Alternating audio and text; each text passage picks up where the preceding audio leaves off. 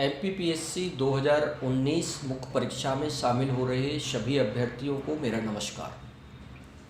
Friends, जैसा कि आप जानते हैं कि ये एग्ज़ाम अप्रैल 2020 में होने वाली है और इसमें आपके लिए समय की बहुत कमी है।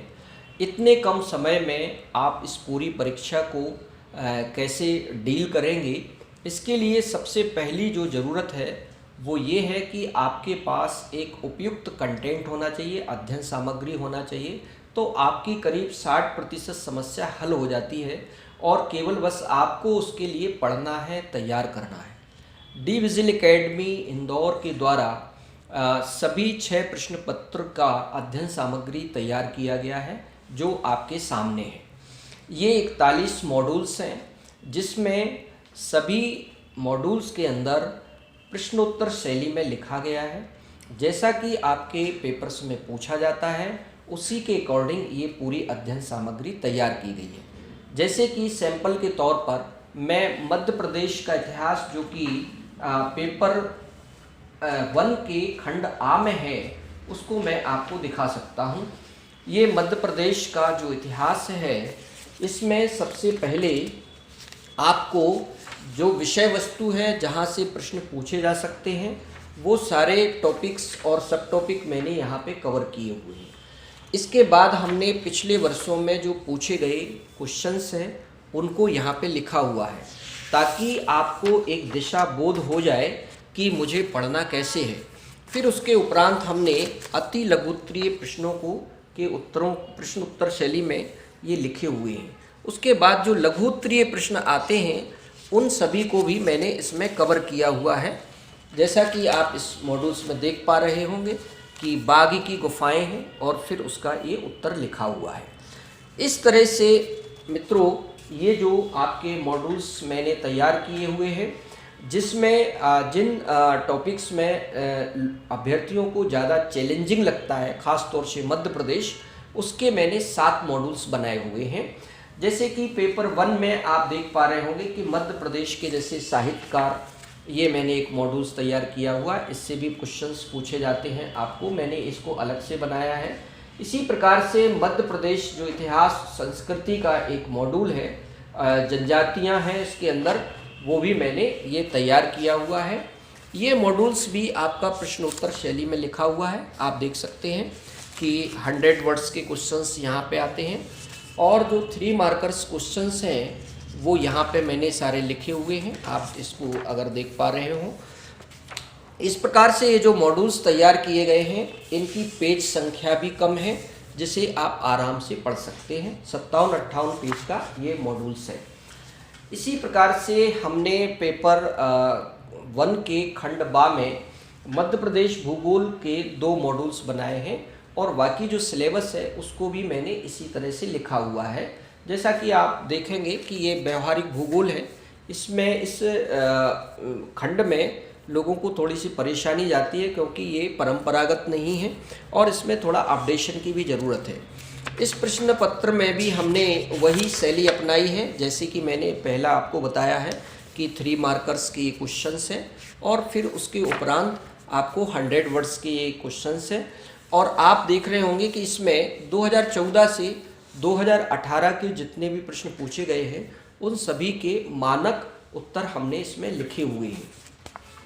मित्रों, आप जैसा कि जानते हैं कि पेपर 2 के खंड बा में अभ्यर्थियों को कुछ ज़्यादा ही समस्या है, तो उसके लिए हमने जो मॉड्यूल्स तैयार किए हैं उनमें सबसे पहले एक सामाजिक जो विधान का मॉड्यूल है, क्योंकि इसमें लोगों को, अभ्यर्थियों को ये पता नहीं चलता है कि किस तरह से प्रश्न बनेंगे और किस तरह से उसके उत्तर लिखने हैं। तो मैंने इसमें कोशिश किया है, प्रयास किया है कि आपको इस मॉड्यूल्स को पढ़ करके थोड़ी सी मदद मिले। इसमें आप देख रहे होंगे कि 3 मार्कर्स वाले पिछले वर्षों के सभी हमने क्वेश्चन इसमें डाल दिए हैं ताकि आपको बार बार अनसॉल्व पेपर ना देखना पड़े या सिलेबस ना देखना पड़े, एक ही जगह सारी चीज़ें हैं।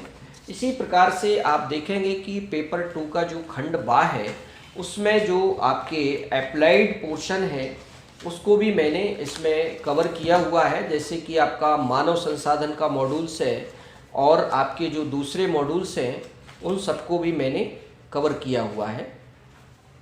तो ये जो मॉड्यूल्स हैं आपके वो मॉड्यूल्स आप मेरे इंस्टीट्यूट आकर देख सकते हैं, और उनको आप एक बार जब देखेंगे, पढ़ेंगे, तो आपको लगेगा कि इन मॉड्यूल्स को हम बहुत कम समय में अच्छी तरह से तैयार कर सकते हैं। कुछ अभ्यर्थियों का मेरे पास फ़ोन आता है कि सर अर्थव्यवस्था के लिए हम कैसे पढ़ें, क्या करें। तो हमने इसके लिए भी जो पेपर थर्ड है उसमें जो खंड बा है उसके मैंने 3 मॉड्यूल्स बनाए हैं, और ये तीनों मॉड्यूल्स जो हैं ये बहुत कम पेज में लिखे हुए हैं, जिनको आप बहुत आसानी से पढ़ सकते हैं। अब आप सोचिए कि पेपर थर्ड में ये जो आपके मॉड्यूल्स हैं ये मुश्किल से 150 पेज भी नहीं होंगे, तो इनको आप आसानी से 5 से 6 दिन में आपका जो पेपर थर्ड है उसको आप कई बार पढ़ सकते हैं, दोहरा सकते हैं और लिखने की प्रैक्टिस भी कर सकते हैं। मित्रों, जो फोर्थ पेपर है उसके लिए कई लोग यूपीएससी अप्रोच से पढ़ते हैं, जो कि मेरी दृष्टि से उचित नहीं है। होना ये चाहिए कि जैसे आपका केस स्टडी का क्वेश्चंस इसमें पूछा जाता है जो कि एमपीपीएससी लेवल का होना चाहिए, उसके उत्तर भी उसी ढंग से लिखे होना चाहिए, क्योंकि बहुत ज़्यादा अवधारणात्मक या एनालिटिकल केस स्टडी यहाँ नहीं पूछा जाता है। इसी तरह से नीति शास्त्र का जो सिलेबस है यूपीएससी का और एमपीपीएससी का, उसमें भी थोड़ी सी भिन्नता है। तो मैंने इसमें भी नीति शास्त्र में जितने भी विचारक हैं उनको भी मैंने प्रश्नोत्तर शैली में लिखा हुआ है।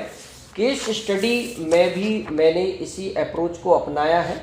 आप देख सकते हैं पिछले वर्ष की केस स्टडीज़ को मैंने सॉल्व किया है यहाँ पे, जो 2014 से 2018 के बीच पूछी गई है। इतना ही नहीं फ्रेंड्स, मैंने केस स्टडी को कैसे हल करना है ये भी पूरा आपको एक यहाँ पे समझाने का प्रयास किया है।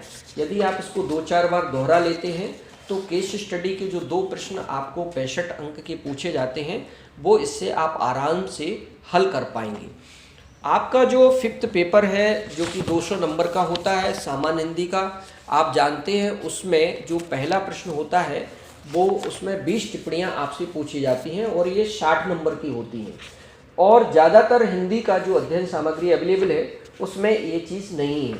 तो हमने प्रत्येक चैप्टर के आगे, जैसे शब्द का आपका एक चैप्टर है, इसमें आपने 3 नंबर वाले देख सकते हैं, आप सभी प्रश्न मैंने डाल दिए हैं, या इसमें जो भी प्रश्न आपके बन सकते हैं वो सभी मैंने यहाँ पे लिखे हुए हैं। फिर उसको मैंने पूरा एक तरह से उसका डिटेल्स भी किया हुआ है कि ताकि आपको वो टॉपिक अच्छे से समझ में आ सके। तो ये सामान्य हिंदी में, जैसा कि आप जानते हैं, राष्ट्रभाषा राजभाषा से करीब 8 टिप्पणियाँ पूछी जाती हैं जो कि 24 अंक की होती हैं, जो कहीं आपको उपलब्ध नहीं होंगी। आप देख सकते हैं भाषा बोध एवं बोलियों का चैप्टर है, इसमें हमने करीब 60 से अधिक टिप्पणियों को लिखा हुआ है। इसमें से कुछ टिप्पणी आपको पिछले वर्षों में पूछी गई है और कुछ संभावित टिप्पणियां हैं जो आगे आपसे पूछी जा सकती हैं। ये मैंने एक जगह इसको लिखा हुआ है।